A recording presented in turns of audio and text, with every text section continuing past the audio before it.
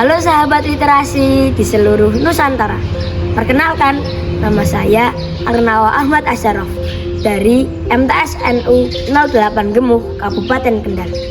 Di sini saya akan meresensi sebuah buku yang ada di perpustakaan MTSNU 08 Gemuh yang berjudul Sandi Nusantara 1. Buku ini ditulis oleh Hoki Situngkir dan diterbitkan oleh Expose Mizan Group pada tahun 2023 dengan tebal buku 198 halaman. Hoki Situngkir mengemas edukasi sains dan budaya dalam bentuk komik petualangan fantasi yang menarik.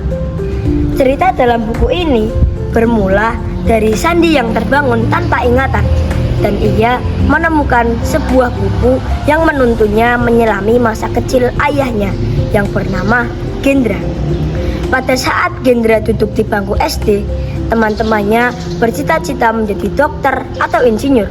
Tetapi Gendra justru terobsesi pergi ke Paris dan memahami alam semesta.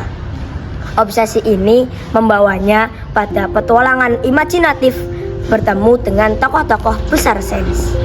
Dalam imajinasinya, Gendra berdiskusi dengan menara Eiffel yang hidup, matematikawan Václav Sierpinski tentang segitiga, Kurt Gödel tentang ketidaklengkapan, dan Benoît Mandelbrot tentang fraktal. Gendra belajar bahwa ilmu pengetahuan tidak berdiri sendiri dan berkaitan erat dengan sains dan budaya lokal yang seringkali terabaikan.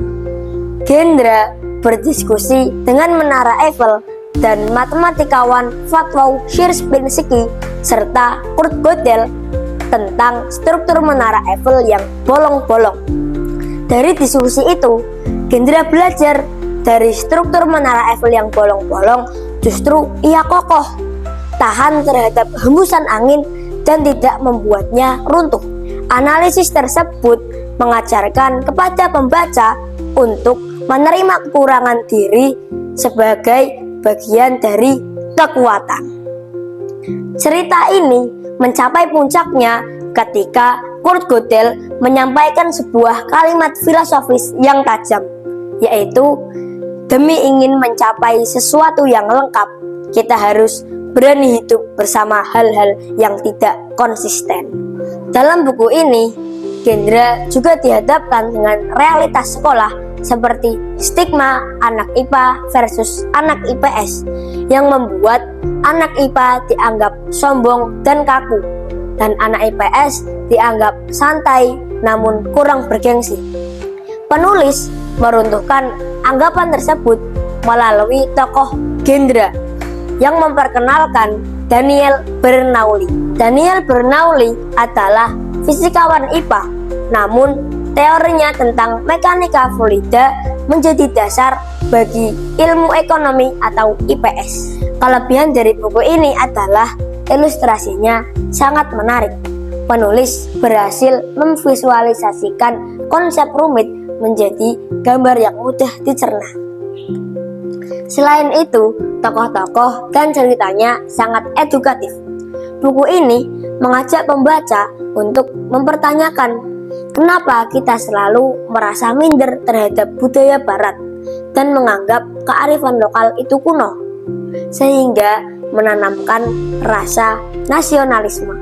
Sedangkan kekurangannya adalah pengembangan tokoh Sandi belum terlalu dalam. Transisi antar adegan cerita kadang terasa lompat.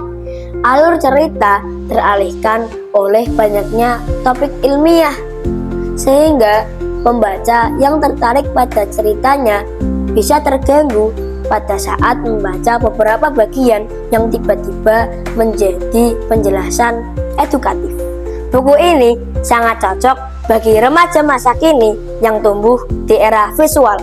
Dengan segala kelebihan dan kekurangannya, buku Sandi Nusantara 1 ini layak menjadi bacaan bagi siapa saja yang ingin melihat sains dan budaya dengan perspektif baru. Salam literasi.